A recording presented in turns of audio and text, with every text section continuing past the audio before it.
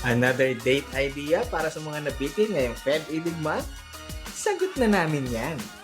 Dahil you're just in time para tuparin ang goals nyo sa first indoor neon mini golf course in the Philippines.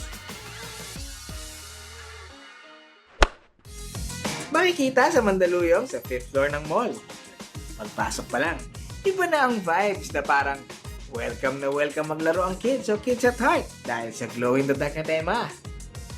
Kaya mapa-pro o first-timer man, siguradong mag-e-enjoy sa dami ng pakulo at laro dito. Ang inaasahan po ng mga bibisita dito po, nag-o-offer po kami ng golf. Bukod po sa golf course na may 27 holes, meron po kami ditong game room area. Meron ding card at board games. Giant Connect 4. Naglalakihang tic-tac-toe at Jenga.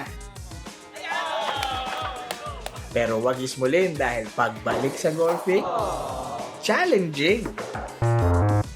Sa una po, syempre po, pag sumisili po yung customer, sinasabi po nila madali lang po. Kasi pag unang tingin po kasi, kahit sino naman po, sasabihin po madali po yung activities na ina-offer namin. Pero po, pag na-try na po nila, nagkakaroon po sila ng challenges sa bawat courses. Bali po, nagkakaroon po sila ng banding. Kasi yung iba po, nagkakaroon din naman po sila ng competition po.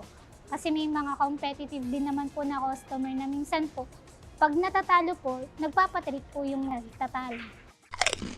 Speaking of treats, siguradong magugutom ka sa dami ng pwedeng gawin. Pero matik na yan dahil may snack bar sila na naghahain ng pangmabilisang kain gaya ng fries, nachos, at crispy chicken fingers.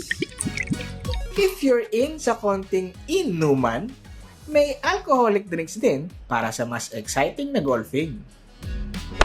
399 pesos ang entrance para sa kids below 4 feet. 599 pesos para sa adults, kung saan included na ang golf club at golf ball na may scorebook pang kasama. Kung di mo naman trip ang golf, 100 pesos lang ang entrance para sa game room area nila. Kami po ay tumatanggap at pwede po silang bumisita simula kids 5 years old and above, tas kids, teenagers, adult, as long as yung mga grandparents natin na kaya pa pong mag-putt na kaya po pong humawak ng putt. Yung main goal po namin is, sa ngayon po, ang mga bata po tsaka yung mga teenager po, nauso na po sa gadgets po.